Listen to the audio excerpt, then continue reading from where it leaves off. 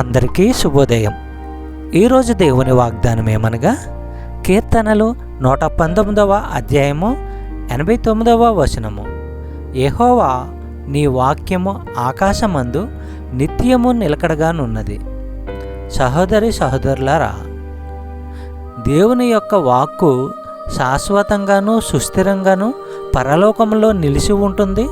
కాబట్టి భూమిపై జరిగేదేది దాన్ని పడగొట్టడం అసాధ్యము అని కీర్తనాకారుడు మనకి తెలియపరుస్తున్నాడు. ఈ వాక్యం ద్వారా మనము తెలుసుకోవలసిన విషయం ఏమిటంటే, భూమిపై దొరికేది ఏది శాశ్వతం కాదు, దేవుని వాక్యము పరలోకంలో శాశ్వతంగా నిలిచేది అని మనము గ్రహించాలి. పేతురు రాసిన మొదటి పత్రిక 1వ అధ్యాయము 25వ వచనము మనము పరిశీలించినట్లయితే, మీకు ప్రకటింపబడిన సువార్త ఈ వాక్యమే. ప్రియ సహోదరి సహోదరులారా, ప్రభువు వాక్కు శాశ్వతంగా నిలిచి ఉంటుంది. మీకు శుభవార్త ద్వారా ప్రకటించిన వాక్కు ఇదే.